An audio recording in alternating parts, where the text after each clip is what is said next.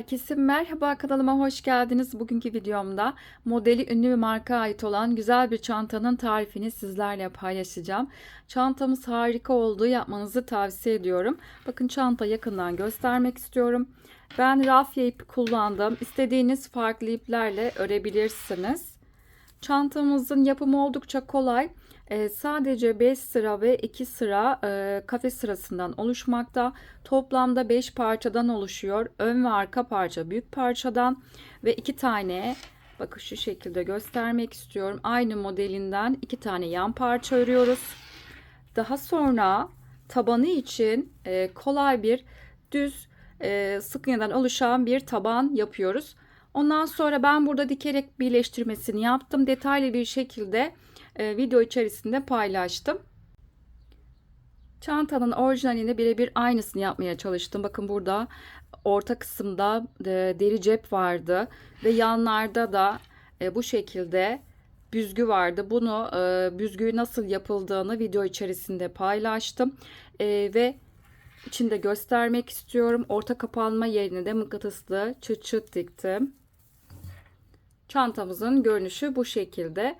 Burada deri aksesuarları nereden aldığımı videonun açıklama kısmına linkini ekleyeceğim. Çantanın ölçüleri hakkında bilgi vermek istiyorum. Bu şekilde düz bir şekilde koyduğum zaman, ağız kısmından ölçtüğüm zaman eni 53 santim, boyu 32 santim. Tabanın ölçüsü de eni 37 santim, derinlik de 17 santim. Çantamızı iki türlü kullanabilirsiniz. Açık halde, ister plajda veya çantanın ebatlarına küçültüp günlük olarak da kullanabilirsiniz. Bakın, bu şekilde yanlardan büzdüğünüz zaman günlük olarak da çantayı kullanabilirsiniz. Harika bir çanta oldu. Ben burada 200 gramlık rafya iplerden 2,5 adet kullandı. Bunu da videonun başına da belirtmek istiyorum. Videomuza geçmeden önce sizlere küçük bir hatırlatma yapmak istiyorum. Kanalıma abone olmak ücretsizdir. Ücretsiz olarak kanalıma abone olabilirsiniz. Instagram adresinden beni takip etmek isterseniz videoların açıklama kısmına linkini ekliyorum. Oradan tıklayarak ulaşabilirsiniz. Yaptığınız çantaları Instagram adresinden beni etiketleyerek gönderirseniz çok sevinirim. Videolarımı beğenmeyi ve yorumlarınızı bırakmayı unutmayın lütfen. Şimdi çantanın yapımına geçelim. Çantamızı örmek için gerekli malzemelerimiz burada ben ithal rafya ip kullanacağım. Renk kodunu da vermek istiyorum. G70 200 gramlık bir ip. İstediğiniz rafya iplerden tercih edebilirsiniz veya farklı ipler de kullanabilirsiniz. Ve çantamızı örmek için tığ numaramız 4,5 milimetrelik bir tığla çantamızı öreceğiz. Çantamın ben bir parçasını hazırladım. Şimdi diğer tarafı da birlikte hazırlayacağız. İlk önce büyük parçayla başlayacağız. Şimdi ben burada başlamadan önce yaptığım parçanın büyüklüğünü, sizlere ölçüsünü vermek istiyorum. Eni 36 santim ve boyu da 32,5 santim. Şimdi biz ilk önce, bakın, alttaki şuradaki kafesten başlıyoruz parçamızı örmeye. Daha sonra parçamızı ördükten sonra kenarına, dört bir tarafına kenar oluşturuyoruz. Burada istediğiniz ölçüde kafes sayısını artırıp azaltabilirsiniz. Çantanızın ne kadar büyük olmasını isterseniz burada kafes sayısını artırabilir. Küçük olmasını isterseniz buradaki kafes sayısını azaltabilirsiniz. Bu sayıyı da belirlemek için şuradaki ben kafesin de sadece kafesin ölçüsünü vermek istiyorum. Çünkü ilk bizim başlama ölçümüz burası. En son dört bir tarafına burada çerçeve şeklinde sık iğne gittiğimiz için çantamızın parçası büyüyor. İlk başladığımız yer, bakın, şurası bizim 29,5 santim, 30 santim de diyebiliriz. 29,5 santim şekilde ben burada kafes ölçü başlamışım. Daha sonra da dört bir tarafına burada sık iğne gittiğimiz zaman parçamız büyüdü. Buna göre buradaki kafes sayısını artırıp azaltabilirsiniz. Burada her kafes sayısı ikişer tane zincirden oluşmakta. Toplamda benim burada 22 tane kafesim var. Her kafes 2 zincirden oluştuğu için 22 kafes toplamda 44 zincir yapıyor. Buradaki 44 zincirin üzerine artı 2 zincir ilave ediyoruz. Yani 46 zincir. Sizler de burada kafes sayısı ikişer ikişer arttırıp ikişer ikişer zincir sayınızı azaltabilirsiniz. Ve üzerine sadece fazladan 2 tane zincir ilave etmeniz yeterli. Şimdi bu şekilde 22 tane kafes için ben önce 44 tane zincir çekeceğim ve üzerine fazladan 2 tane zincir ilave edeceğiz. Şimdi ipimi ben burada aldım. Parçamızı kenara alalım. Şimdi ben burada ilk ipimi bu noktada kilit yaptım. Bunu zincirden saymıyorum. Şimdi 22 tane kafes için önce 44 tane zincir çekeceğim. Her kafes 2 zincirden oluşuyor. Bu şekilde 44 tane zincirimizi çekip gelelim. 44 tane zincirimi çektim. Burası 22 tane kafes oldu. Ve şimdi fazladan 2 tane daha zincir çekeceğim. 1 ve 2. Bu şekilde toplamda 46 tane zincirimiz olmuş oldu. Şimdi ilk kafesi oluşturmak için bakın zincirin ön yüzü burası. Şimdi zincirin arka yüzünü çevirdim. Şimdi buradaki zincirin arka tarafındaki bakın tek ilmekler var. Şimdi bu noktalara batacağım. İlmek tığın üzerine ilmek aldım. Bakın son zincirine itibaren sayıyorum. Zincirin ön yüzü. Biz şimdi zincirin arka yüzünden örmeye başlayacağız. Sondan 1, 2, 3, 4. zincir boşluğuna bakın arkasındaki duran tek ilmeğe batacağım. Şimdi 4. zincirin içine battım. İlmek çıkarttım. Bakın tığımda 3 tane ilmek var. Önce ikisini bir ördüm. Ve tığımda kalan 2 ilmeğin ikisini bir ördüm. Bakın bu şekilde ilk kafesimi oluşturdum. Arada bir tane zincir var. İpimizi doladık. Hemen yanındaki bir zinciri atladım ve ikinci zincir boşluğuna battım. İlmek çıkarttım. Tığımda 3 ilmek var. Önce ikisini bir ördüm ve tığımda kalan 2 ilmeğin ikisini ördüm. İkinci kafesi oluşturdum. Tekrar bir zincir. Bir yanındaki bir tane atladım ve ikinci zincir boşluğuna batacağım. Hep zincirlerin arka kısımdaki noktalara batacağım. Tekrar bir tane daha trabzan yaptım. Bakın üçüncü kafesi de oluşturdum. Tekrar bir zincir, bir boşluk atladım ve ikinci zincir boşluğuna bu noktaya battım ve tekrar buraya bir tane ikili trabzan yaptım. Bu şekilde bir zincir çekip bir zincir boşluğa atladıktan sonra ikinci zincir boşluğuna bu şekilde trabzanlar oluşturacağız. Kafeslerimizi devam ettirelim ve sıranın sonuna kadar gelelim. Sıramın sonuna geldim. Son kafesi de oluşturdum ve ilk yaptığımız kafesle birlikte 22 tane kafesim olmuş oldu. Bir de şunu belirtmek istiyorum. Zincirin arka kısımlarına batmamızdaki sebep şimdi ilk zincirin üzerine battığımız için burada bir bollaşma olacak. Bunu istemediğim için zincirlerin arka kısmına battım. Bakın bu şekilde düzgün bir şekilde duruyor.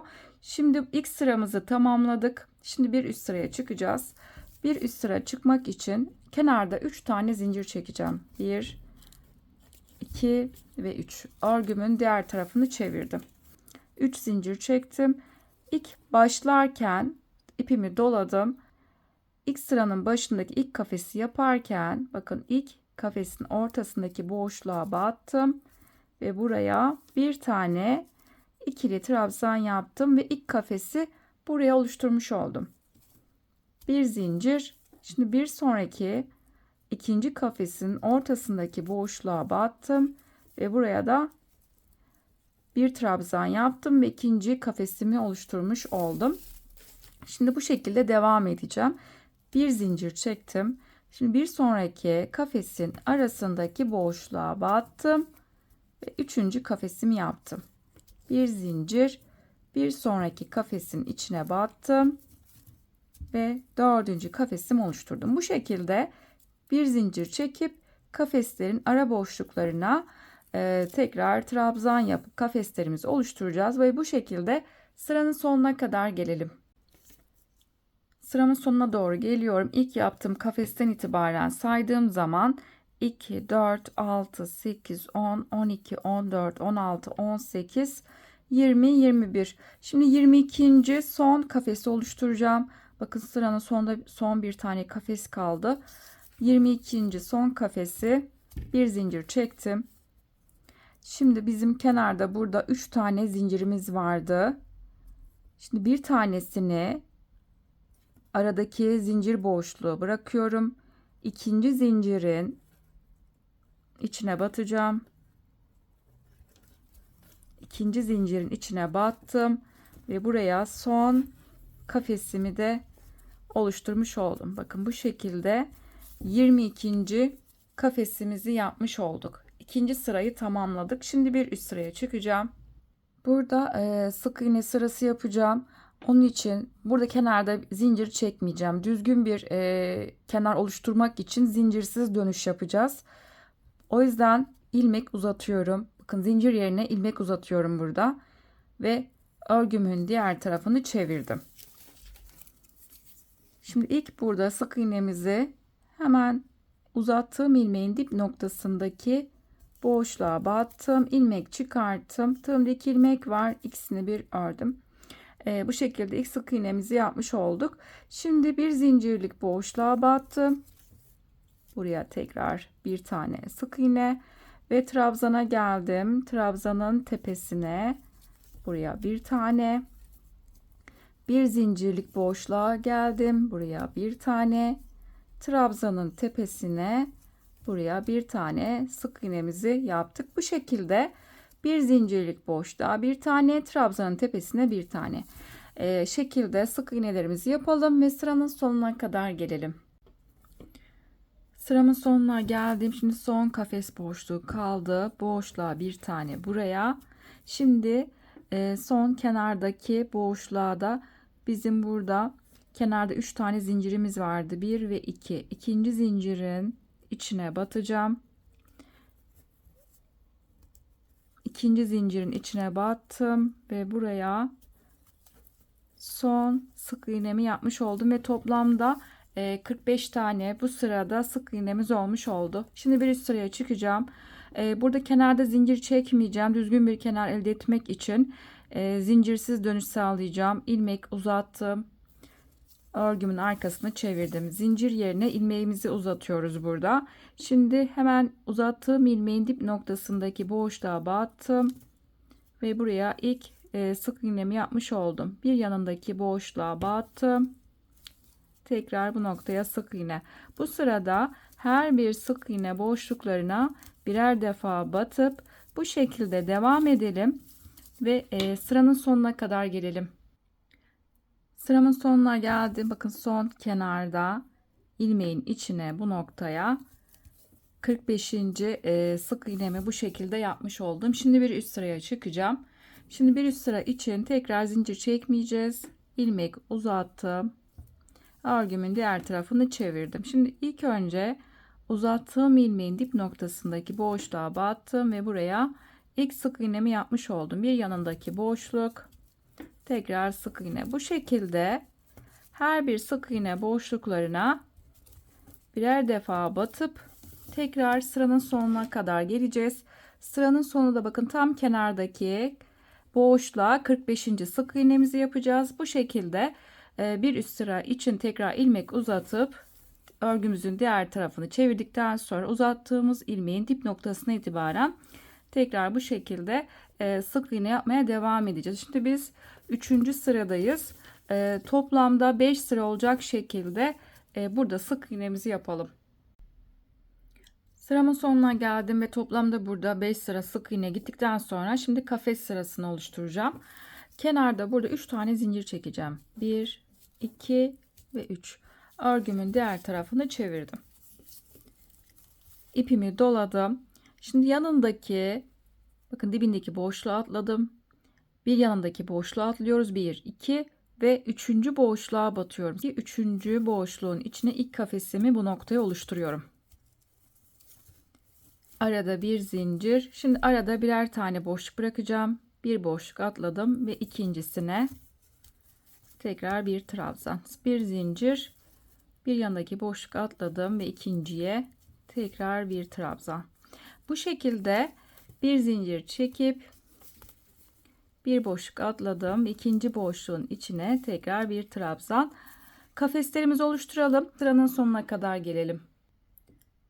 Sıramın sonuna doğru geliyorum. Arada bir zincir çektim. Bir boşluk atladım ve en son kenardaki boşluğa son kafesimi de bu noktaya oluşturmuş oldum. Ve toplamda ilk başta sırada yaptığımız gibi 22 tane kafesimiz var. Burada bir üst sıraya çıkacağım. İkinci kafes sırasını yapacağım. Kenarda 3 zincir çekeceğiz. 2 ve 3. Örgümün diğer tarafını çevirdim. Şimdi ilk kafesi oluştururken bakın hemen ilk boşluğa bu noktaya kafesimi oluşturacağım. Hemen ilk kafes boşluğuna battım ve buraya bir trabzan yaptım ve ilk kafesimi bu noktaya oluşturmuş oldum. Şimdi bir zincir çektim. Bir sonraki kafes boşluğuna tekrar battım. Tekrar bu noktaya ikinci kafesimi yaptım. Arada bir zincir. Şimdi bir sonraki kafes boşluğuna battım. Tekrar buraya bir trabzan. Bakın üçüncü kafesi oluşturmuş oldum. Bu şekilde bir zincir çekip buradaki kafes boşluklarına tekrar kafeslerimizi oluşturalım ve sıranın sonuna kadar gelelim.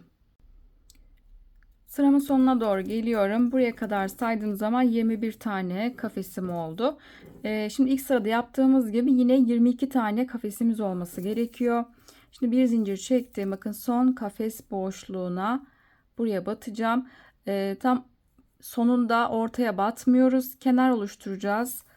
Bir zincir çektim arada. İpimi doladım. Şimdi burada 3 zincir var. 1 ve 2. İkinci zincirin içine battım. Ve buraya son kafesimi de oluşturmuş oldum. Bakın en son kafesi yaparken ortadaki boşluğa batmıyorum. Direkt kenardaki zincirin, ikinci zincirin içine battım ve bu şekilde ikinci sıra kafes sırasını tamamladım. Şimdi bir üst sıraya çıkacağım. Şimdi kenarda ilmek uzattım. Örgümün diğer tarafını çevirdim. Şimdi burada biz buradaki gibi 5 sıra sık iğne sırasını yapacağız. Şimdi onu yapmak için ilk önce uzattığım ilmeğin dip noktasındaki boşluktan itibaren tekrar sık iğne yapmaya başlayacağız. Birincisini yaptım. Bakın bir zincirlik boşluğa geldim. Buraya bir tane trabzana tepesine buraya bir tane, bir zincirlik boşluğa bir tane, trabzanın tepesine bir tane şekilde devam edeceğiz. Zincirin boşluğa bir tane, trabzanın tepesine bir tane şekilde sıranın sonuna kadar gelelim. Sıramın sonuna doğru geliyorum. Son burada boşluğum kaldı. En son trabzanın tepesine battım. Şimdi son boşluğun içine buraya bir tane sık iğne ve zincir noktasına geldim. Biz burada 3 tane zincir çekmiştik. 1 ve 2. İkinci zincirin içine battım ve bu şekilde 45. sık iğnemi yapmış oldum. Aynı buradaki yaptığımız sayının aynı 45 tane sık iğne oldu. Şimdi bir üst sıraya çıkacağım. İlmek uzattım. Örgümün diğer tarafını çevirdim.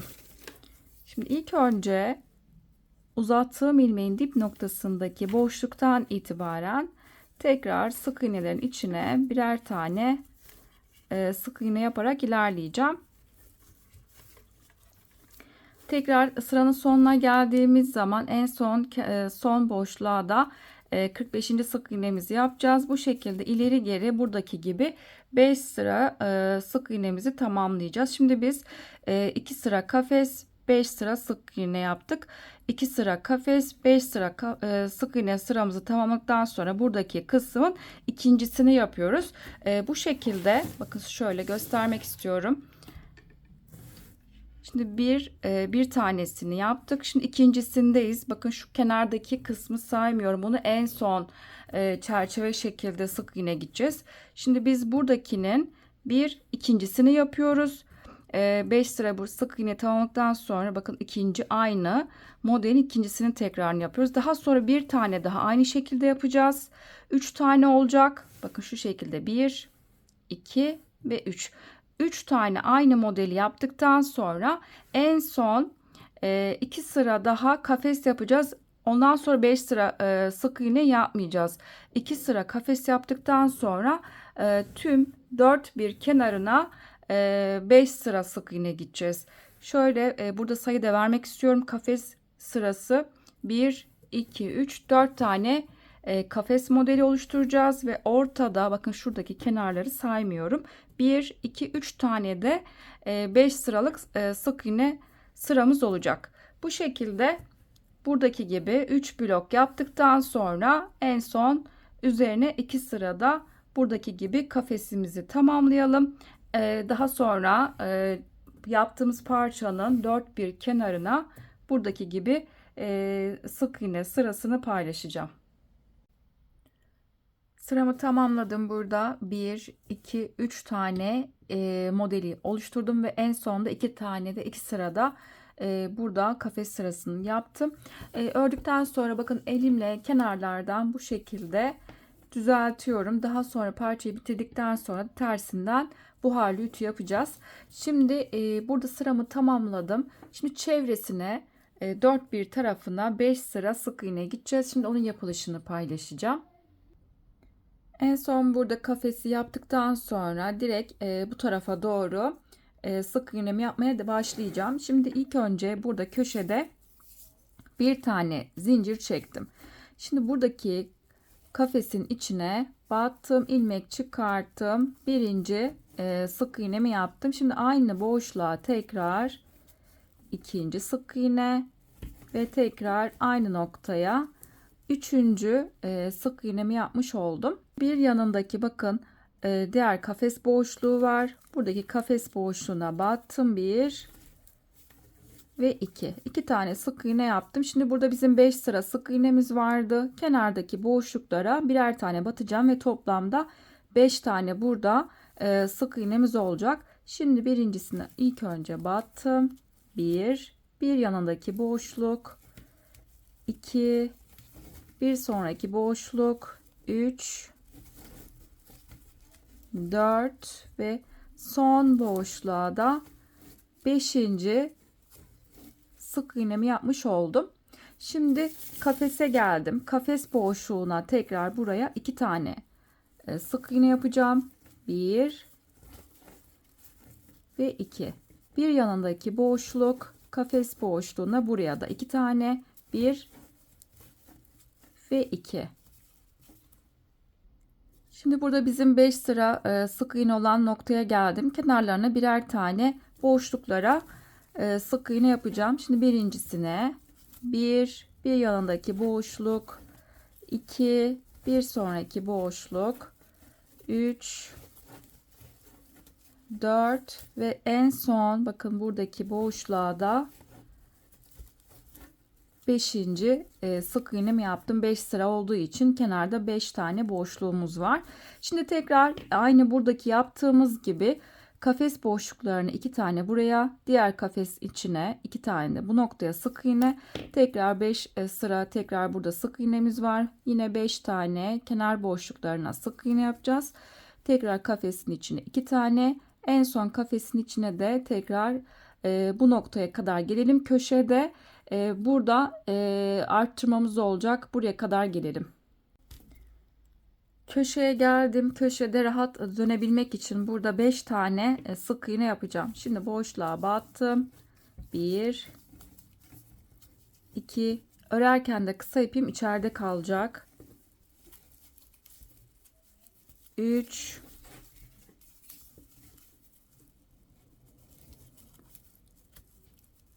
4 ve son bir tane kaldı ve 5. Köşedeki kafesin içine 5 tane buraya sık iğne yaptım. Şimdi devam ediyorum. Yanındaki trabzanın tepesine buraya bir tane yapacağım. Trabzanın tepesine bir tane. Bakın arada bir zincirlik boşluğum var. Buraya da tekrar bir tane sık iğne. Tekrar trabzana geldim. Trabzanın tepesine buraya bir tane, bir zincirlik boşluğa da tekrar bu noktaya bir tane şekilde devam edeceğiz. Bakın burası bizim parçayı başladığımız, zincir çektiğimiz nokta. Bu şekilde birer tane sık iğne yapalım. Tekrar köşeye kadar gelelim. Diğer köşeye geldim. Aynı bu tarafta yaptığımızın aynısını bu tarafta uygulayacağız. Şimdi bu diğer köşede de 5 tane bu noktaya sık iğnemi yapacağım. 1 2 3 4 ve 5. Şimdi diğer kafese geldim. Diğer kafesin içine 2 tane, 1 ve 2. Şimdi burada kenarda 5 tane boşluğumuz var. Bunlara da birer tane batacağım. Bakın ilk köşeye batmıyorum.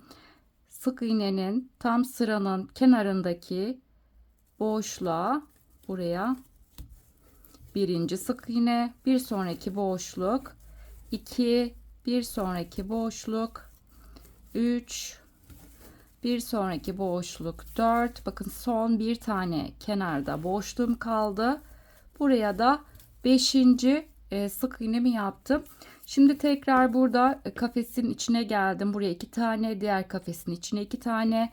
Şimdi buradaki sık iğnenin bakın ilk bu noktaya batmıyorum. Hemen bir yanındaki boşluktan itibaren 1, 2, 3, 4, 5 tane. Buraya birer tane sık iğne. Bu şekilde devam edeceğiz. Kafeslerin içine ikişer tane şekilde. Tam köşeye geldiğimiz zaman aynı diğer köşelerde yaptığımız gibi buraya 5 tane sık iğne. Daha sonra 5 sık iğneden sonra trabzanın tepesine bir tane, bir zincirlik boşluğa bir tane, trabzanın tepesine bir tane, bir zincirlik boşluğa bir tane. Yani bakın şurada bizim başlama zincirde yaptığımız gibi aynısını bu tarafta da aynısını yapacağız ve daha sonra sıranın sonuna kadar gelelim.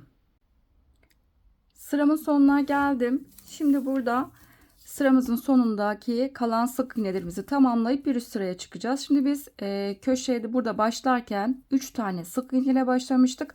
Köşelerde 5 tane sık iğne yapıyoruz. Kalan 2 tanesini sıra sonunda tamamlayacağım. Şimdi köşedeki son boşluğun içine 1 ve 2. 2 tane sık iğne yaptım ve toplamda burada 5 tane sık iğnemiz olmuş oldu. Şimdi birleştirmesini yapacağım. Birleştirme yaparken zincirsiz şekilde bir üst sıraya çıkacağız. İz olmayacak. Şimdi ilk yaptığım, bakın ilmeğimi çıkarttım. Bakın hafif ilmeğimi uzattım. Bunu bırakıyorum. Şimdi ilk yaptığım sık iğnenin içine bu şekilde tığımı battım. Şimdi bu çıkarttığım ilmeği aldım. Tığımın arasından bakın arka tarafa doğru bu ilmeği çıkarttım. Bakın bu şekilde asıldım. Şimdi bu ilmeği bırakıyorum. Tekrar aynı noktayı tekrar batıyorum. Yani birinci sık iğnenin içine tekrar battım. Şimdi tığda yumaktan gelen ipimi aldım. Buradan tekrar bir ilmek çıkartacağım. İpi aldım. Bakın parçanın ön tarafından tekrar bir ilmek çıkarttım. Bakın hem arkada bir ilmek çıkarttık, bir tane de önde ilmek çıkarttık. Bu şekilde tığımı tutuyorum ve diğer ilk yaptığımız ilmeğin arasından bu şekilde battım. Bakın 2 ilmek bu şekilde battım ve buradan ikisinin arasından bir ilmek çıkarttım. Bakın ilk burada ilmeğimizi oluşturduk. Bunu sadece yukarı çıkmak için kullandık. Burada tepeleri sayacağız. Bu ilmeği saymıyorum. Şimdi buradaki aynı birinci sık iğnenin içine toplamda 3 tane sık iğne yapacağım. Bu ilmeği saymıyorum. Şimdi tekrar aynı battığımız noktaya tekrar battım. 1, tekrar aynı boşluğa battım. 2 ve 3. Toplamda 3 tane sık iğne yaptım. İlk oluşturduğum ilmek. Bunu saymıyorum. Sadece tepeleri sayacağım. 1, 2, 3. 3 tane sık iğne yaptım. Şimdi yanından itibaren devam edeceğim. Bir yanındaki boşluk, bir sonraki sık iğnenin içine bu şekilde sık iğnelerin içine birer tane batalım ve diğer köşeye kadar gelelim. Bakın diğer köşeye geldim. Bakın ördüğüm yeri elimle esnetip düzeltiyorum. Şimdi burada köşede bizim 5 tane sık iğnemiz var. 1, 2, 3, 4, 5. Şimdi ben 3. Buradaki sık iğnenin içine geleceğim ve buraya bir arttırma yapacağım. Şimdi sayıyorum buradan. 1, 2 ve şimdi 3. Sık iğnenin içine buraya 3 tane aynı noktaya sık iğne yapacağım. Şimdi 3. sık iğnenin içine battım. 1, 2 ve 3. Buraya 3. sık iğnenin içine 3 tane sık iğne yaptım. Şimdi tekrar yanından itibaren devam edeceğim. Birer tane tekrar sık iğne boşluklarına batıp ilerleyeceğim.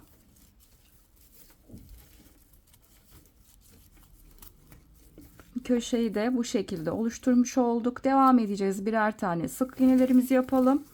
Diğer köşeye kadar gelelim.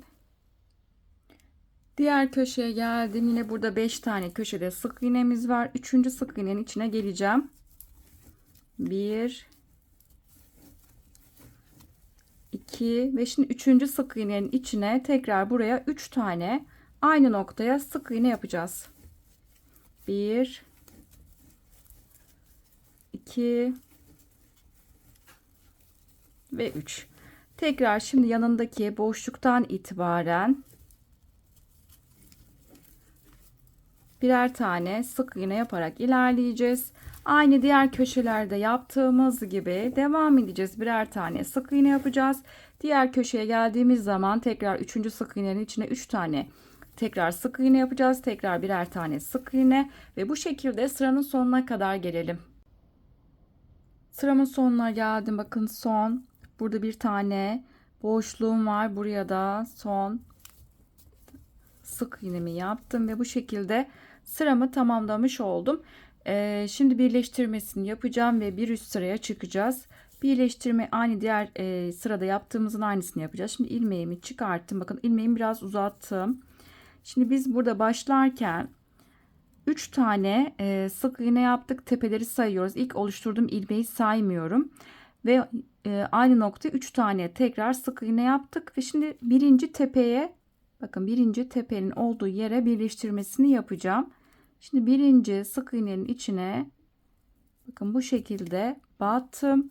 Buradan bir ilmek çıkarttığımız ilmeği burada arka kısma doğru ilmeği çıkarttım. Bakın burayı biraz asılıyorum ve tekrar bu ilmeği bıraktım. Şimdi aynı birinci battığım sık iğnenin aynı noktayı kullanıyorum. Tekrar buraya battım. Tekrar buradan bir ilmek çıkartacağım. Yumaktan gelen ipi aldım.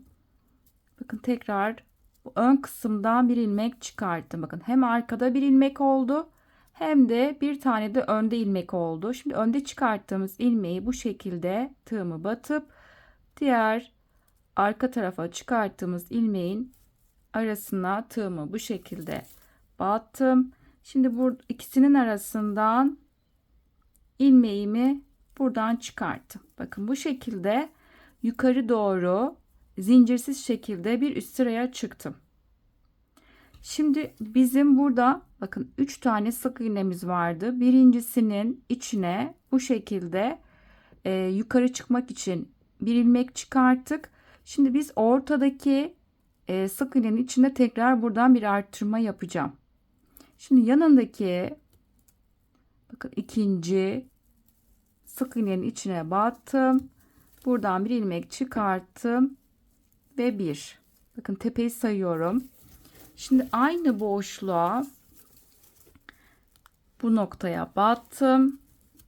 Tekrar ikinci sık iğne ve aynı boşluğa battım ve 3. sık iğne. Şimdi biz burada 3 tane sık iğne vardı. Birinci sık iğnenin içine bir üst sıraya çıkmak için ilmek çıkarttık.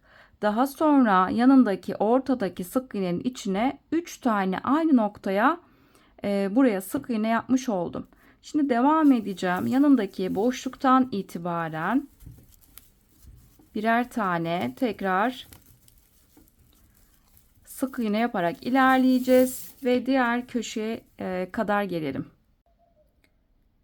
Köşeye geldim. Şimdi burada bizim 3 tane aynı noktaya battığımız sık iğnemiz var. Şimdi ortadaki ikinci sık iğnenin içine buraya tekrar bir artırma yapacağım.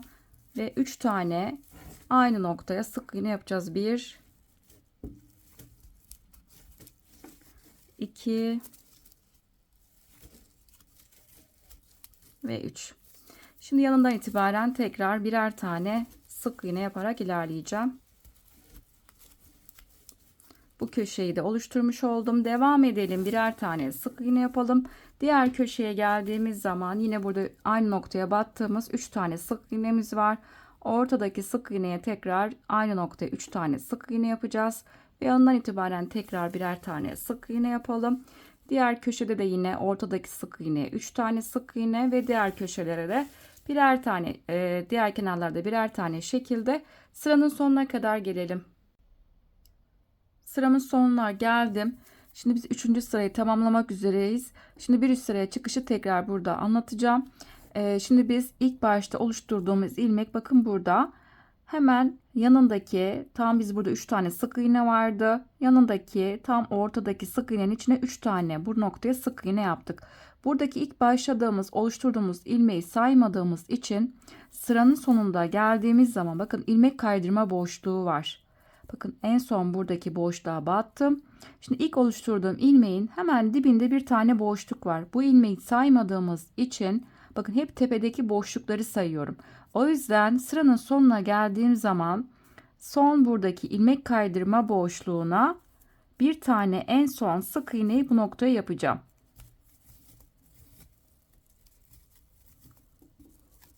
Bakın bu şekilde sıranın sonunda ilmek kaydırma boşluğuna en son sık iğnemi yaptım. Şimdi birleştirmesini yapacağım. İlk oluşturduğum ilmek ve tepeleri saydığım için bakın hemen yanında 3 tane aynı noktaya battığımız sık iğne var. Şimdi birincisinin bakın tepesindeki boşluğa batıyorum. Birinci yaptığım sık iğnenin tepesindeki boşluğa battım. Şimdi buradaki ilmeği aldım ve bu ilmeği arka kısma çıkarttım. Şimdi bu ilmeği bırakıyorum. Tekrar aynı boşluğa battım. Tekrar buradan bir ilmek çıkarttım. Bakın ilmeği bu şekilde çıkarttıktan sonra oluşturduğum arka taraftaki ilmeğin arasına bu şekilde tığımı battım. Ve şimdi ikisinin arasından tekrar bir ilmek çıkarttım. Bakın bir üst sıraya bu şekilde çıkmış oldum. Şimdi bizim burada hemen yanında aynı noktaya battığımız bakın 3 tane burada sık iğne var. Birincisine biz ilmekle yukarı çıktık. Bir üst sıraya çıktık. Yanında bakın 2 tane daha sık iğnemiz var. Ortadaki yani yanındaki sık iğnenin içine buraya 3 tane aynı noktaya tekrar sık iğne yapacağız. Hep buradaki 3 tane yaptığımız sık iğnenin ortasındaki boşluğa tekrar 3 tane sık iğnemizi oluşturacağız. Köşeleri hep orta noktadan yapacağız. Şimdi bu noktaya 1 2 ve 3. Bakın ortadaki sık iğnenin içine 3 tane sık iğne yaptım. Şimdi yanındaki boşluktan itibaren tekrar birer tane sık iğne yaparak ilerleyeceğiz. Ve diğer köşeye geldiğimiz zaman tekrar ortadaki sık iğne tekrar 3 tane sık iğne, diğerlerine birer tane. Hep köşedeki ortadaki sık iğne 3'er tane sık iğne yaptıktan sonra diğer kenarlara birer tane sık iğne şekilde sıranın sonuna kadar geleceğiz. Sıranın sonuna geldiğimiz zaman ilk oluşturduğum bakın ilmek benim burada. Bu ilmeği saymadığımız için bakın hemen en son sık iğnenin içine buraya sık iğne yaptıktan sonra bu ilmeği saymadığım için bakın hemen dibinde bir ilmek kaydırma boşluğu var. Buraya son sık iğnemizi buraya yaptıktan sonra birleştirmesine biz tepedeki boşlukları saydığımız için ilk oluşturduğum yerin hemen bakın yanında biz burada 3 tane sık iğne yaptık. Şimdi birinci sık iğne ile birlikte bakın birinci sık iğnenin tepesindeki boşlukla birlikte burada birleştirmesini yapıp bir üst sıraya çıkacağız ve daha sonra Hemen yanındaki sık iğnenin içine, tam ortadaki sık iğne olduğu için buraya tekrar 3 tane sık iğne yapacağız. Bu şekilde devam edip köşelerde yine ortadaki boşluklara 3 tane sık iğne, diğerlerine birer tane şekilde, yani buradaki yaptığımız sıranın aynısını yapacağız. Şimdi biz bu sırada 1 2 3 4. sırayı yapıyoruz ve toplamda 5 sıra olacak şekilde sıramızı tamamlayalım. Sıramı tamamladım. Burada 5 sıra sık iğne gittim. Şimdi ben burada ipimi koparttım. En son başladığım ilmeğin dip noktasındaki hemen yanındaki boşluğa son sık iğnemi yaptım ve birleştirmesini burada yapacağım. Şimdi ilk yaptığımız, bakın, ilmeğin hemen yanındaki ilk sık iğne tepesine battım. Bakın, ince bir tığ aldım. Şimdi bu kısa ipimi iç kısma aldım ve şimdi son yaptığım buradaki sık iğnenin de üstteki duran tek kanadına batacağım. Bakın, buradaki kanada battım ve tekrar bu kısa ipi çantanın iç kısmına almış oldum. Şimdi bu kısa ipimizi aralardan yürütüp gizleyeceğiz. Bu şekilde büyük parçamızı tamamlamış olduk. Büyük parça tamamladıktan sonra sırada yan parça öreceğiz. Yan parçanın ben bir tanesini hazırladım. Şimdi diğer tarafı da birlikte hazırlayacağız. Şimdi ilk önce parçanın sizlere bir ölçüsünü vermek istiyorum. Burada yükseklik 31 santim ve parçanın eni 18 santimde eni var. Birebir aynı büyük parçadaki gibi aynısını yapıyoruz. Sadece daha küçük halini yapıyoruz. Burada biz büyük parçada 22 tane kafesle oluşturmuştuk. Yan parçada ise 2, 4, 6, 8 tane kafes üzerine modeli yapıyoruz. Birebir aynı büyük parçanın sadece küçük halini yapmış olacağız. Şimdi ben burada başlangıcı sizlerle paylaşacağım.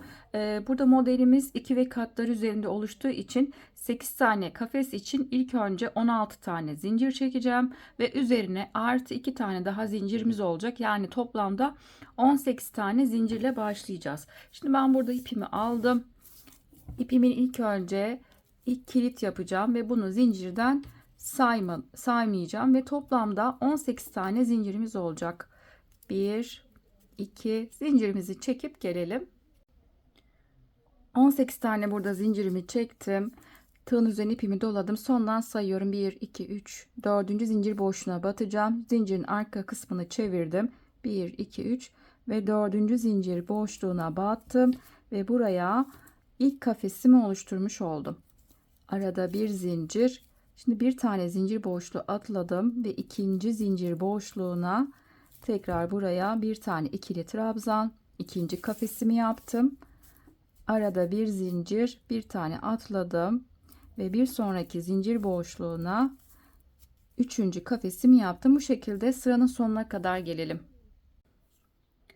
Sıramın sonuna geldim. Şimdi ilk yaptığım kafesten itibaren sayıyorum. 1, 2, 4, 6, 8 tane burada kafes oldu. Şimdi bir üst sıraya çıkacağız. Kenarda 3 tane zincir çekeceğim. 1, 2 ve 3. Örgümün diğer tarafını çevirdim. Şimdi ikinci sıranın kafesini oluştururken hemen dibindeki kafes boşluğunun içine battım. Ve buraya ilk kafesimi oluşturmuş oldum. Şimdi arada bir tane zincir, bir sonraki kafes boşluğuna battım. Tekrar ikinci kafesimi yaptım. Bu şekilde bir zincir çekip kafes ara boşluklarına batıp tekrar kafeslerimizi oluşturalım ve sıranın sonuna kadar gelelim. Sıramın sonuna doğru geliyorum. Şimdi 2, 4, 6, 7 tane oldu. Şimdi 8. kafesi oluşturacağım. 8. son kafesi yapmak için bir zincir çektim ve kenarda 3 tane zincir var. İkinci zincirin içine batıp ve buraya son kafesimi de oluşturmuş oldum. Şimdi bir üst sıraya çıkacağız. İlmek uzattım. Örgümün diğer tarafını çevirdim. Şimdi ilk önce dibindeki boşluğa buraya ilk sık iğnemi yaptım. Şimdi bir zincirlik boşluğa geldim. Buraya bir tane trabzanın tepesine bir tane, bir zincirlik boşluğa bir tane, trabzanın tepesine bir tane şekilde sık iğnelerimizi yapalım ve sıranın sonuna kadar gelelim. Sıramın sonuna doğru geliyorum. Şimdi son kafes boşluğum kaldı.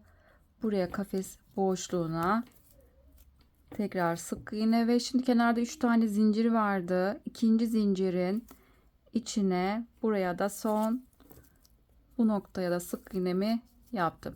Ve şimdi toplamda saydığım zaman 2, 4, 6, 8, 10, 12, 14, 15, 16, 17 tane burada sık iğnemiz oldu. Şimdi bir üst sıraya çıkmak için hafif ilmek uzattım. Örgümün diğer tarafını çevirdim. Hemen dibindeki boşluktan itibaren tekrar sık iğnelerimizi yapmaya devam edeceğiz.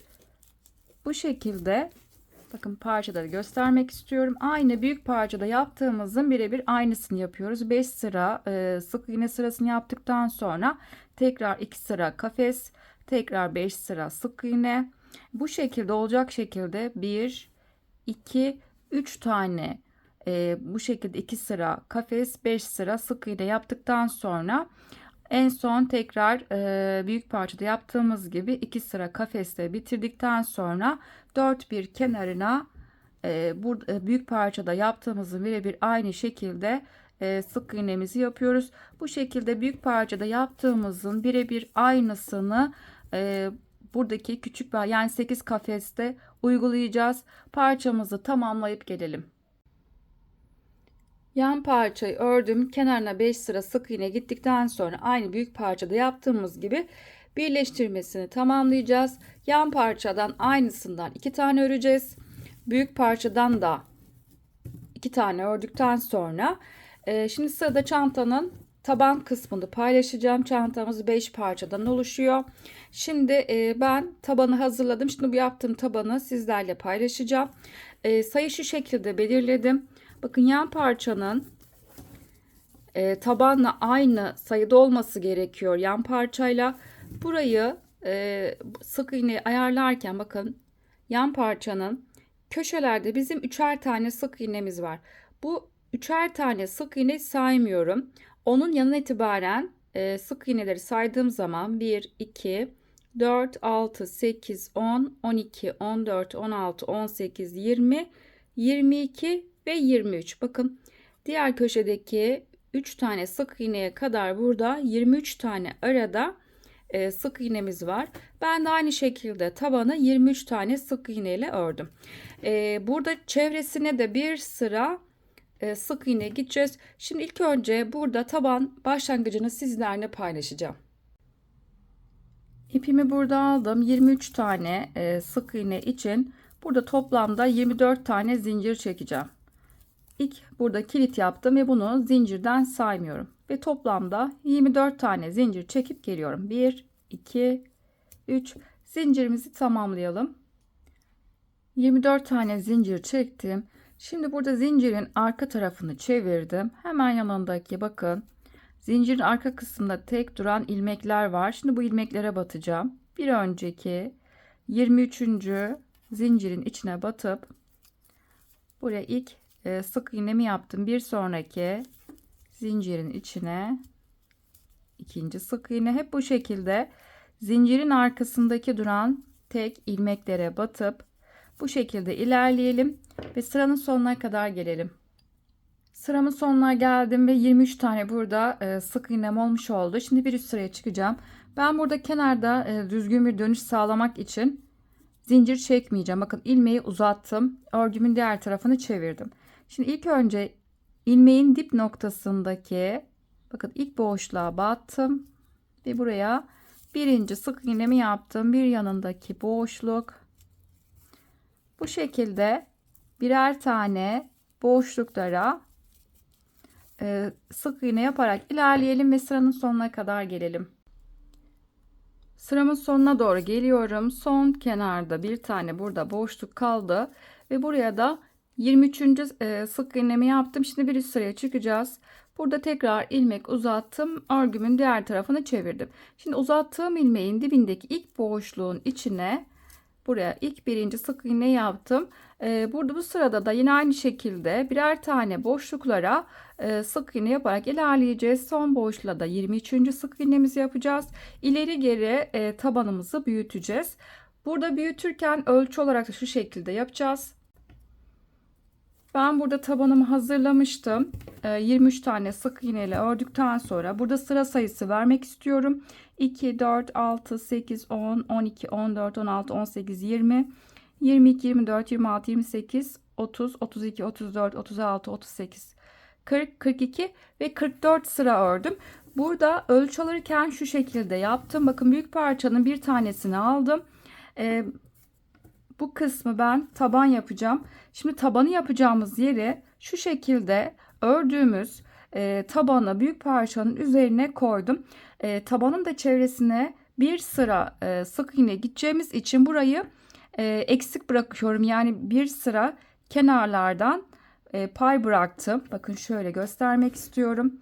Kenardan bir sıra ördüğüm zaman aynı büyük parçayla aynı büyüklükte olmuş olacak. Burada ilmek sayısıyla buradaki ilmek sayısıyla buradaki sıra sayısı aynı değil.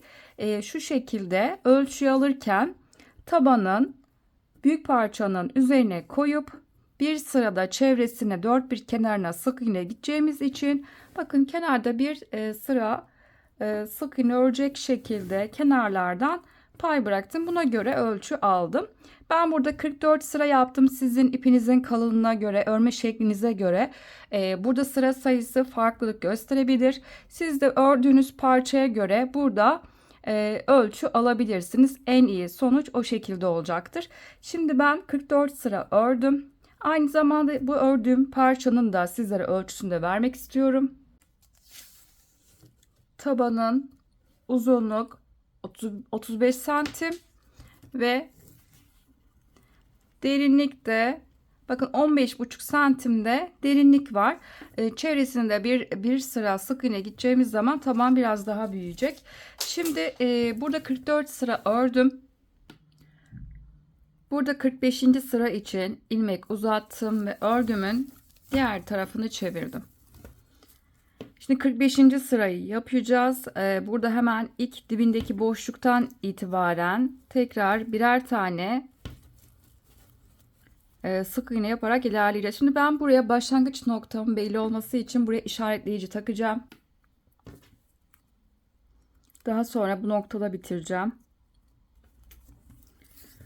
Şimdi devam ediyorum. Birer tane tekrar sık iğne yaparak ilerleyeceğiz. Şimdi köşeye kadar gelelim. Köşeye geldim. Şimdi köşe noktasına buraya 3 tane aynı noktaya sık iğne yapacağım. 1 2 ve 3. Köşeye 3 tane battım. Şimdi bu tarafa doğru bakın şuradaki kenardaki duran boşluklara birer tane tekrar sık iğne yapacağım. Bakın her sıranın kenarında bir tane boşluk var. Bakın her sık iğne sırasının kenarındaki boşluklara batacağım. Şimdi yanındaki boşluk, bir sonraki,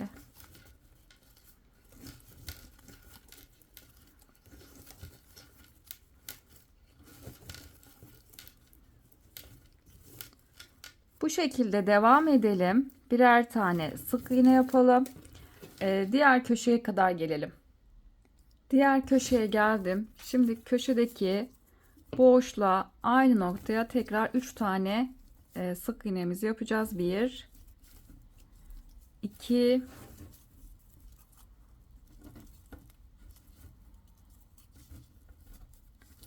ve 3. Şimdi yanındaki boşluktan itibaren tekrar devam edeceğim.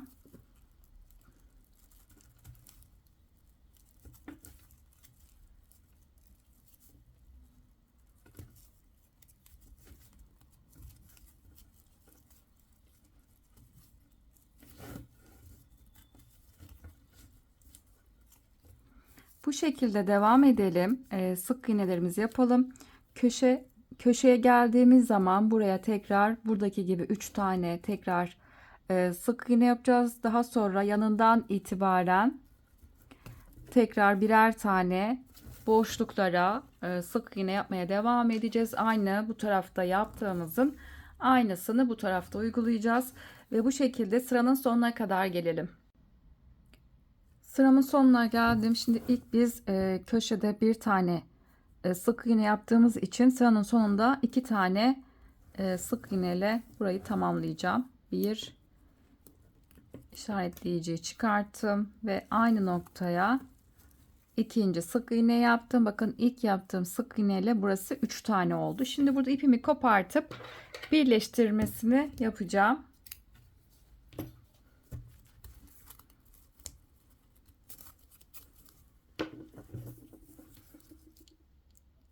Geniş uçlu iğne aldım burada. Şimdi ilk yaptığım buradaki sık iğnenin bakın bu şekilde ikisini birlikte aldım. Şimdi son yaptığımda buradaki sık iğnenin de üstteki duran tek kanadına battım ve birleştirmesini yaptım. Şimdi bu kısa ipimizi aralardan yürütüp gizleyeceğim.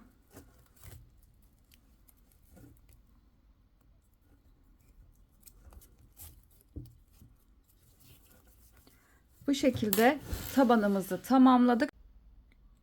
Şimdi sırada cebin dikilişini paylaşacağım. Aynı askıyla uyumlu taba rengi bir cep tercih ettim. Kenarlarında delikleri var. Tam bunu büyük parçanın bir tanesini aldım ve orta kısma yerleştirdim. Şimdi ben burada raf ve ip kalın olduğu için dikmek için aynı renginden kağıt ip tercih ettim.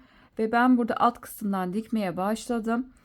Şimdi buradan cebi dikeceğim. Tam orta noktaya yerleştirdikten sonra bakın şurası bizim çantanın ağız kısmı olacak. Burayı dikmeyeceğim. Çantayla bir dikme işlemi yapmayacağım. Sadece burada sadece cebin kendini dikeceğim. Bu şekilde dört bir tarafını dikilişi yapacağım. Şimdi dikmek için ilk önce bakın ben ip bıraktım. Biraz burada daha sonra burada içeride gizleyeceğim. Başlangıcımı yaptım. Bakın hemen bir yanındaki kaldığım yerden devam ediyorum. Burada sizlere göstermek istedim. Şimdi hemen bir yanındaki boşluğa battım. Parçanın diğer tarafından çıktım. Şimdi bir yanındaki tekrar boşluğa batacağım. Bir yanındaki boşluk.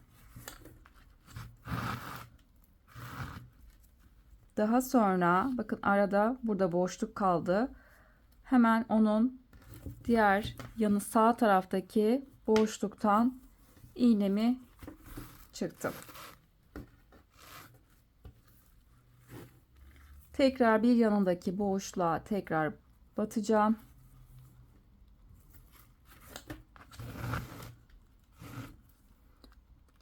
Daha sonra bir yanındaki sırası gelen boşluğa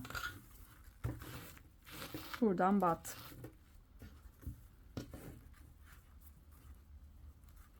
Tekrar bir sonraki boşluk. Şimdi sağ taraftaki boşluğa batacağım.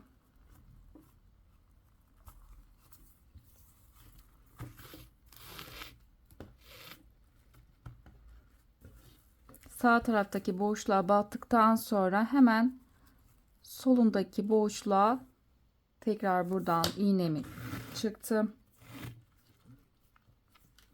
Ve tekrar sol taraftaki boşluğa bu noktaya battım. Bu şekilde devam edeceğiz dikmeye. Burada devam edeceğim. Dikişi yapacağım. Yukarı kadar çıkalım.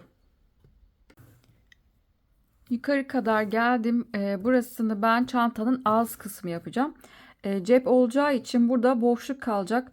Burayı çantayla sabitlemeyeceğim. Sadece cebin buradaki deliklerinden dikme işlemi yapacağım.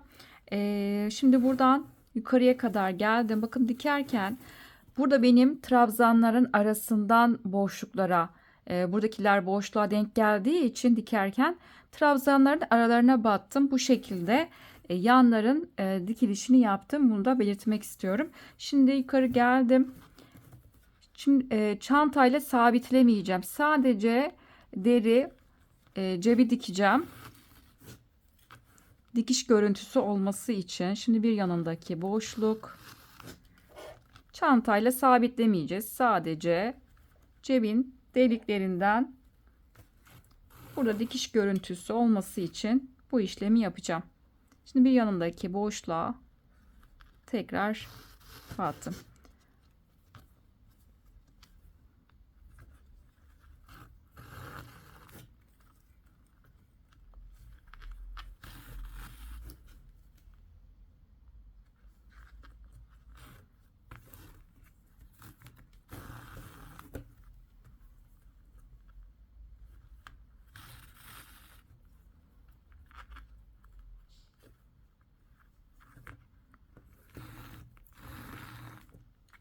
Bu şekilde devam edelim. Sadece cebi dikelim ağız kısmını. Daha sonra yan tarafa geldiğimiz zaman aynı diğer tarafta yaptığımız gibi çantayla deri yeri birlikte dikme işlemini yapacağız.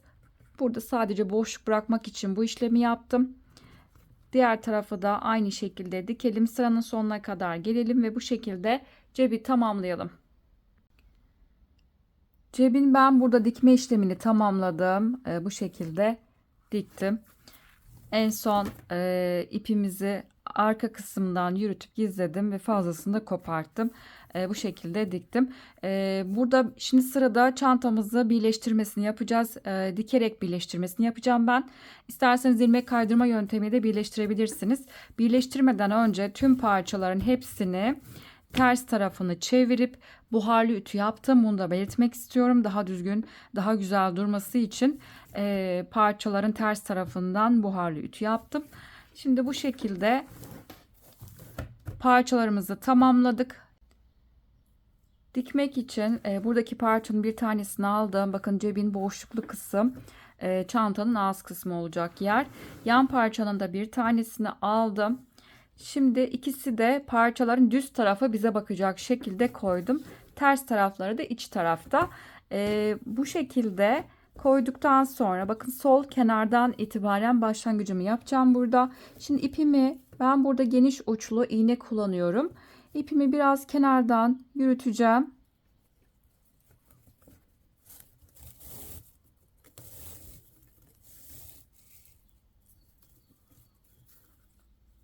Burada bir tane düğüm atacağım çıkmaması için.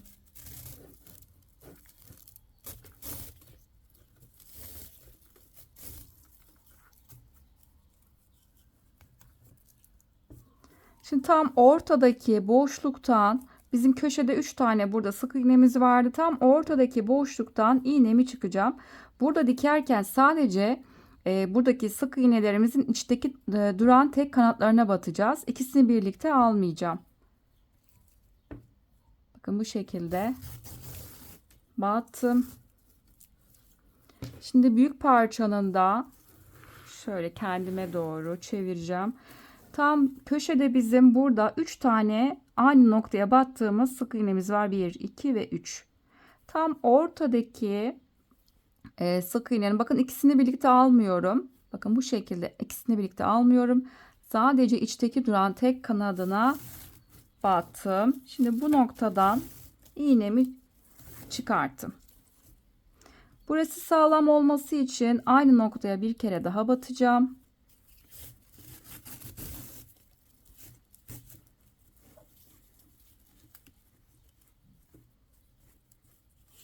Şimdi bir yanındaki bakın hemen bir yanındaki sık iğneye geldim ve buradaki iki karşılıklı bakan sık iğnelerin bakın hep içteki duran kanatlarına batacağız. Bakın içteki duran tek kanadına battım ve onun karşısındaki tekrar içe bakan kanadına batıp bu şekilde dikme işlemini yapacağız.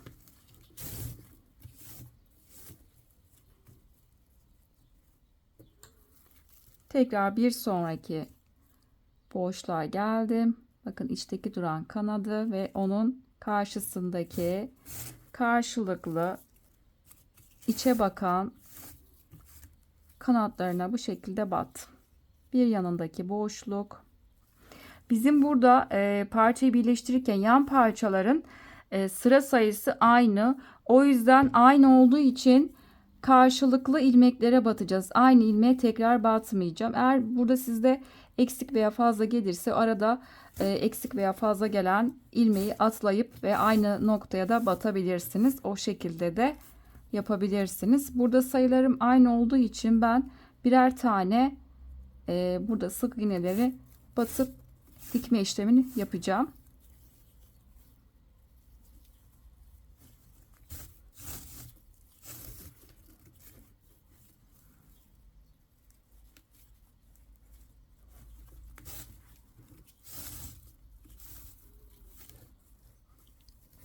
Bu şekilde devam edelim. Köşede bizim 3 tane sık iğne, bu tarafta da 3 tane sık iğne var. Tam orta noktasına kadar birleştirmemizi yapalım. Aşağıya kadar birleştirme işlemini yaptım. Bakın görünüşü de bu şekilde. Şimdi en son köşeye geldiğim zaman 2 defa aynı noktaya battım. Aynı başta yaptığımız gibi kenarlar sağlam olması için çift battım. Şimdi bu ipimi iç kısma alıp burada gizleyeceğim. Ben yanları ilk önce yanları birleştirmesini yapacağım. Daha sonra taban kısmını birleştirmesini yapacağım. Şimdi buradan iğnemi çıkarttım. Ve iç taraftan burada ipimi gizleyeceğim. Burada ipimizi gizleyelim ve fazlasını kopartalım. Şimdi daha sonra da diğer tarafı birleştireceğiz. Şimdi sağ taraftaki parçayı birleştirmesini yapacağım. Diğer yan parçayı da aldım. Onun da aynı düz tarafını bu şekilde yanına koydum. Hepsi parçaların düz tarafı bize bakacak şekilde koydum. Şimdi ben diğer parçada yaptığım gibi biraz ipi kenardan yürüttüm ve tam ortadaki sık iğnenin bakın tam içteki kanadına batacağım. Bizim köşede 3 tane burada sık iğnemiz var. Tam ortadaki sık iğnenin işte kalan tek kanadına battım. Ve buradan iğnemi çıkarttım. Şimdi kolay dikebilmek için bu şekilde kendime doğru çevirdim. Şimdi bizim yan parçada köşede 3 tane burada 1 2 3 sık iğnemiz var. Tam ortadaki sık iğnenin bakın içteki kalan kanadına battım.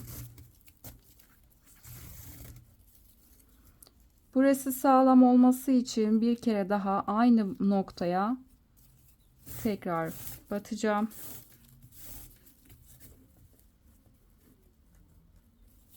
Şimdi bir yanındaki boşluğa battım ve onun karşısındaki ilmeğe işte kalan kanatlarına batıp bu şekilde dikme işlemini yapacağız. Aynı diğer parçada yaptığım aynı işlemi bu tarafta da yapacağız ve tam köşedeki buradaki bizim arttırma yaptığımız sık iğnenin tam ortasındaki noktaya kadar dikeceğiz. Yine aynı buraya da çift batacağım. Başta yaptığımız gibi sonda da aynı çift batıp daha sonra ipimizi aralardan arka taraftan gizleyeceğiz. Ve burayı da birleştirip gelelim. Birleştirmemi yaptım. Şimdi diğer ters tarafını çeviriyorum. Burada diğer büyük parçayı birleştirmesini yapmadan bu noktada birleştirdiğimiz yerden ters tarafından ütü yapabilirsiniz bu kısma ve diğer tarafa da aynı şekilde ütü yapabilirsiniz daha düzgün durması için. Şimdi bu şekilde ters tarafa koydum. Bakın ağız kısmı yukarıda kalacak. Ters tarafı bize bakacak şekilde koydum ve büyük parçayı da üzerine aldım. Şimdi bunu ilk önce bakın sol taraftaki yeri aynı diğer parçada yaptığımız gibi aradan biraz yürüttükten sonra ortadaki sık iğneden itibaren içteki kalan kanadını buradan karşılıklı birleştirmesini yapacağız. Bakın hep ters tarafı içte kalacak. İki tarafın yan parça ve büyük parçanın düz tarafı üstte kalmış olacak. Bu şekilde bu kenarı birleştireceğiz. Daha sonra tekrar ipimizi kopartıp ve diğer yan parçayı da birleştirmek için bakın, iç tarafları, ters tarafı içte kalacak. Düz taraflarda dışta kalacak. Yan parçanın düz tarafı ve büyük parçayı da tam üzerine aldım. Tekrar aradan yürüteceğim. Ortadaki sık iğneden itibaren tekrar karşılıklı ilmeklere batıp içteki duran kanatlarına batıp dikme işlemini yapacağız. Buradaki ilmek sayılarımız aynı olduğu için birebir karşılıklı dikeceğiz. Burayı da birleştirmesini tamamlayalım. En son taban kısmı birleştirmesini paylaşacağım. Tabanı birleştirmeden önce bizim birleştirdiğimiz yerlere dört bir kenarına diktiğimiz yeri ben çantanın iç tarafından buharlı ütü yaptım. Düzgün bir görüntü olması için bunu da belirtmek istiyorum. Tabanı dikmek için ilk önce burada işaretleyicilerle dikeceğim yerleri ayarladım. Şimdi kolay dikebilmek için bu şekilde yaparsanız işaretleyicilerle daha kolay olacaktır. Burada hazırladığımız dikdörtgen parçamızı tam çantanın alt kısmına denk getirdim. Tam köşeleri, bakın bizim köşede 3 tane burada sık iğnemiz var. Ortadaki sık iğne ve buradaki birleştirdiğimiz yerin tam köşesine işaretleyici taktım. Aynı şekilde diğer taraflarda da aynısını yaptım. Tam birleştirdiğimiz yere, köşesine, dört bir kenarına işaretleyici taktım. Daha sonra düzgün bir birleştirme olması için burada ara ara tekrar işaretleyicilerle sabitledim. Burada bizim tabandaki ilmek sayısı ve büyük parçadaki ilmek sayısı aynı olmadığı için burada önemli olan düzgün bir birleştirme yapacağız. Onu da birleştirirken paylaşacağım. Şimdi bu şekilde ayarlamasını yaptım. Şimdi aynı şekilde ipimizi alıp buradan köşeden itibaren burada birleştirme yapmaya başlayacağım. Burada ipimizi sabitlemek için yan parçanın bakın iç taraftan itibaren burada ipimi tekrar sabitleyeceğim.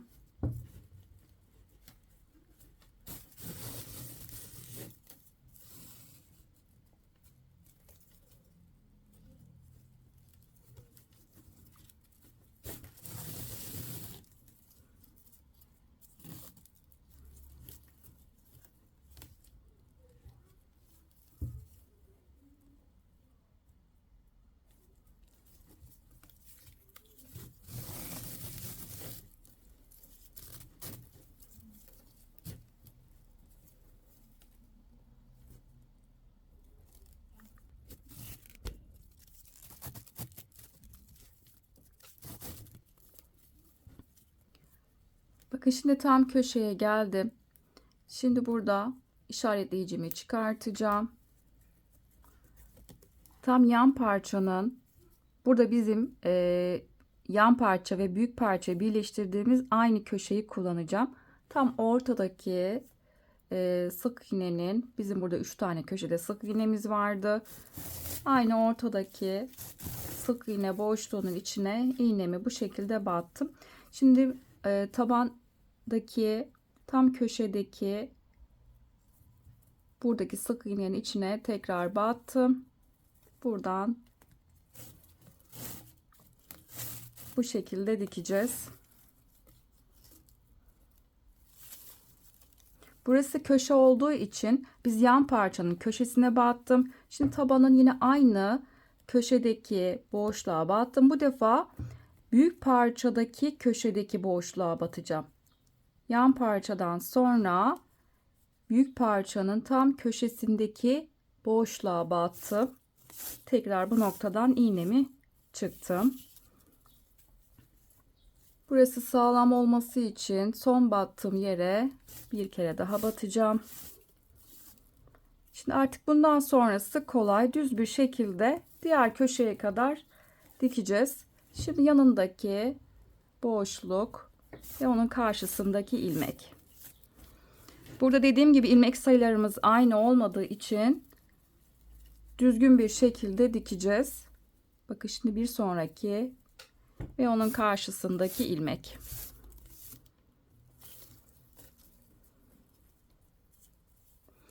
Şimdi bakın düzgün olması için şimdi ben yanındaki ve onun karşısındakini batmayacağım.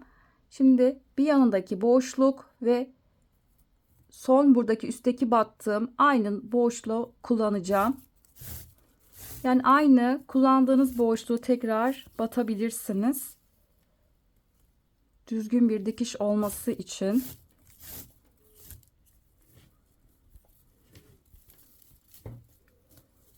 Bu şekilde parçamızı düzgün bir şekilde birleştirmesini yapacağız.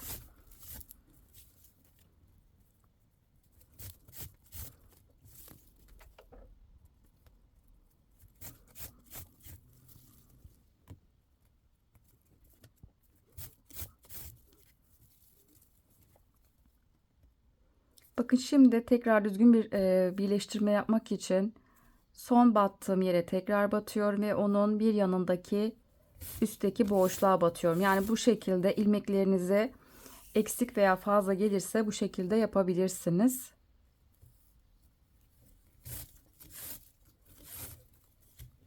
Önemli olan burada parçamızın düzgün bir şekilde birleştirmesini yapmak.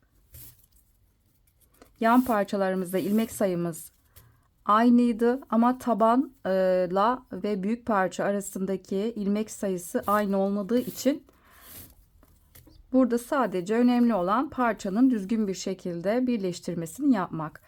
Bu şekilde köşeye kadar gelelim. Köşeye kadar geldim. Şimdi en son tabanın köşe noktasına battım ve üstteki büyük parçanın da tam köşe noktasına bu noktaya battım.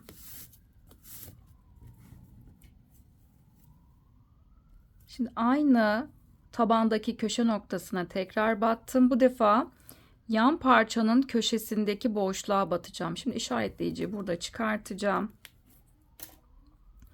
Tabanın köşesi ve bu defa da yan parçanın tam köşesindeki boşluğa battım.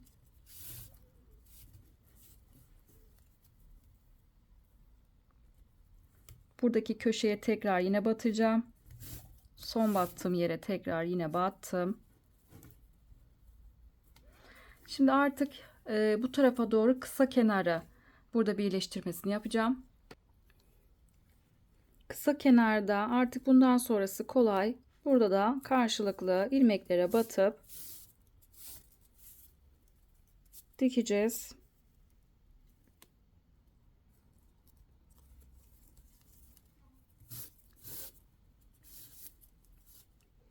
Bu şekilde devam edelim. Diğer köşeye kadar birleştirelim.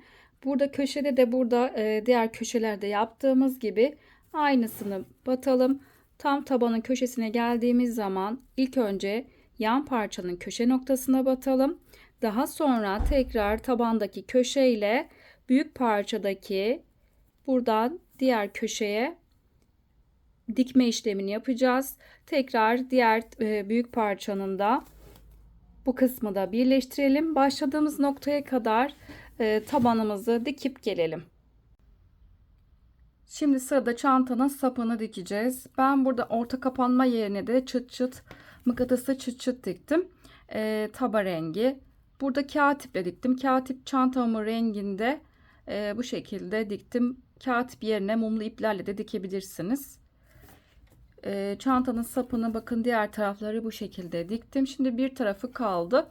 Burada dikmeden önce kenarlardan tam ölçü vermek istiyorum. Bakın tam birleştirme yerinden itibaren kenar noktasını ölçtüğüm zaman burası tam 10 santim. Aynı şekilde 10 santimde diğer taraftan pay bıraktım. Ben diğer tarafları diktiğim için ikinci sapı dikerken tam diğer askıya göre tam üzerine koydum.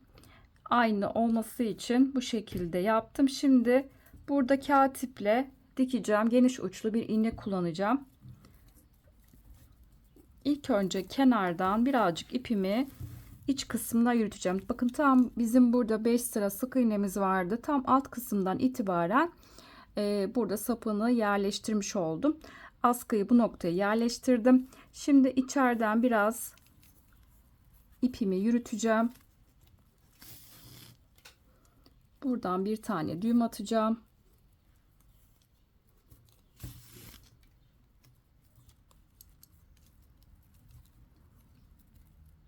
Şimdi ilk boşluktan iğnemi çıkacağım.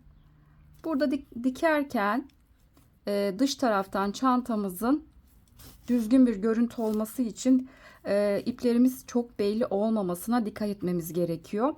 Burada ben orijinalinde de çantanın iç taraftan askı dikilmiş. Ben de aynı şekilde dikeceğim. Şimdi bu şekilde ilk boşluktan iğnemi çıktım. Şimdi bir sonraki boşluktan tekrar buradan dış kısma iğnemi çıkarttım. Şimdi buradan çok böyle bu şekilde düz bir şekilde yukarı çıkmayacağım. Aradan bakın şu bizim buradaki ilmeklerin arasından batıp ve diğer bakın bir üstteki boşluktan iğnemi çıkarttım. Şimdi bir alttaki boşluktan tekrar iğnemi çantanın dış kısmına çıkardım. Bakın şimdi tekrar bakın aradaki ilmekten iğnemi çıkartıp şimdi en son bakın buradaki noktaya iğnemi oradan çıkartacağım. Bakın bu noktadan iğnemi çıktım. Şimdi son bir üstteki delikten buradan iğnemi çıkarttım. Şimdi aradan bakın ilmeklerin arasından iğnemi bu noktadan yürüttüm.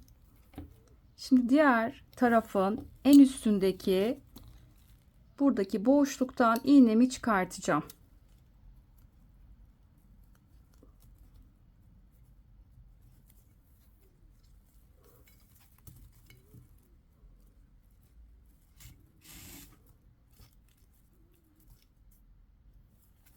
Bakın bu şekilde iğnemi çıkarttım. Bakın bu şekilde dikerken çantanın dış kısmında iplerimiz görünmeyecek. Şimdi bir altındaki tekrar boşluktan çantanın dış kısmına iğnemi çıkarttım. Tekrar bir altındaki boşluktan şimdi bir üstteki noktaya battım. Bakın dikerken tam aradaki boşluğa denk gelmesine sağlıyorum burada. Şimdi aradan tekrar yürüteceğim. Şimdi bir altındaki boşluktan iğnemi buradan çıkarttım. Bakın son boşluğa da tekrar buraya battım. Şimdi aradan tekrar burada ipimi yürütüp çantanın iç kısmına ipimi alacağım. Ve daha sonra bu ipimizi içeriden gizleyeceğiz. Bakın aradan yürüttüm. Şimdi çantanın iç kısmına ipimi aldım. Şimdi biraz burada ipimizi yürütelim, düğüm atalım. Aralardan yürütüp bu şekilde askımızı dikmiş olduk. Şimdi sırada çantanın bakın yan parçasında bu şekilde bir büzgü vardı. Ben de bunu kendim tasarladım. Buradaki deri şeritleri aldım. Aldığım yerin linkini de videonun açıklama kısmına ekleyeceğim. İsterseniz oradan tıklayarak ulaşabilirsiniz. Deri şeridi, buradaki büzgü ucu hepsini çantanın askı, buradaki kullandığım cep hepsini aldığım yerin linkini videonun açıklama kısmına ekleyeceğim. Oradan isterseniz tıklayarak ulaşabilirsiniz. Şimdi bu şekilde taba rengi bir şerit aldım. Deri şerit. Bunu sizlere ölçüsünü paylaşacağım. Burada ölçtüğüm zaman bakın tam 69 santim. Burada aynı zamanda şeritin ölçüsünde vermek istiyorum. 1 santimlik bir şerit kalınlık olarak 1 santim, uzunlukta 69 santim olarak ben burada kendim uzunluğunu ayarladım. Şimdi burada parçanın yan parçaya bunu monte edeceğiz. Şimdi sırada buradaki şeriti, bakın yan parçanın en üstündeki kenardaki kafeslerin arasından bunu çıkartacağım. Şimdi diğer en baştaki kafesin içinden şeridimizi çıkarttık. Şimdi tam ortalıyorum, iki ucu birbirine denk getirdim. Bakın düzgün bir şekilde şeriti üzerine birbirine denk getirdim. Şimdi burada büzgü ucu kullanacağım. Bakın bu şekilde bir de küçük bir delik var, vidası. Bunu sabitleyeceğiz. Bunu buradan, bakın ikisinin şeriti bunun içine yerleştirdim. Ve burada küçük bir vidası var büzgü ucunun.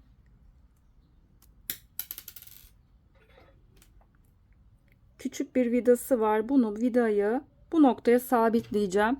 Ve buna göre küçük bir tornavida var. Bunu kullanacağım. Bakın buradaki vidayı buraya sabitleyeceğim.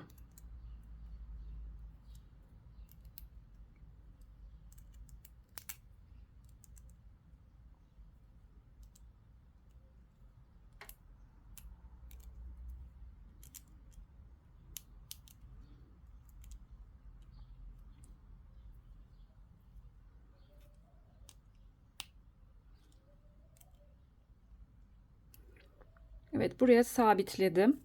Şimdi tam bunu ortalıyorum.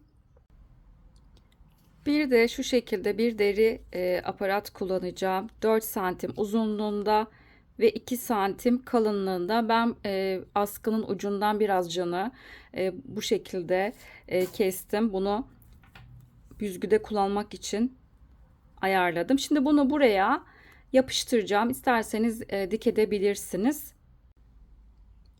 Derinin ben kenarına burada yapıştırıcı sürdüm. Şimdi bunu buradan yapıştıracağım. Düzgün bir şekilde burayı ayarlıyorum.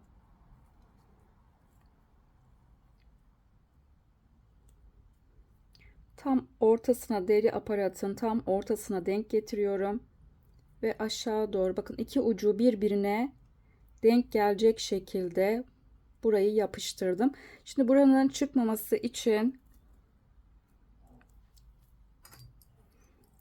şu şekilde yaylı kıskaç kullanıyorum. Burayı aparatımı taktım.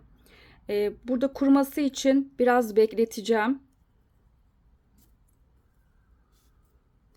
Bu şekilde bu kısmı da yapmış olduk. Burası kuruyacak. Ondan sonra bakın diğer tarafı da göstermek istiyorum.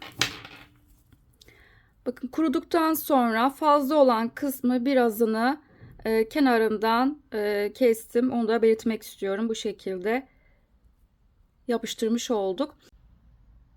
Çantamızı tamamladık. Çantamız harika bir çanta oldu. Yapacaklara şimdiden kolaylıklar diliyorum. Çantanın son bitmiş halinin ölçülerini paylaşacağım ve ne kadar ip kullandığımın bilgisini vereceğim.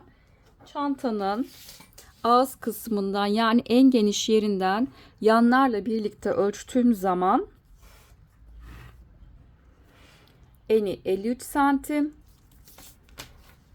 ve yükseklik 32 santim yüksekliği var. Bir de çantanın tabanında ölçüsünü paylaşmak istiyorum.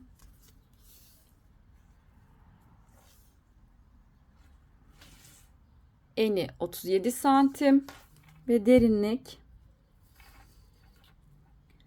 17 santimde derinlik var. Ben toplamda 2,5 adet ip kullandım. Üçüncü yumaktan yarısını kullandım. Bunu da belirtmek istiyorum. Bir videonun daha sonuna geldik. Kanalıma abone olmak ücretsizdir. Ücretsiz olarak kanalıma abone olabilirsiniz. Instagram adresinden beni takip etmek isterseniz videoların açıklama kısmına linkini ekliyorum. Oradan tıklayarak ulaşabilirsiniz. Yaptığınız çantaları Instagram adresinden beni etiketleyerek gönderirseniz çok sevinirim. Videolarımı beğenmeyi, yorumlarınızı bırakmayı unutmayın lütfen. Bir başka videoda görüşünceye dek Hoşça kalın.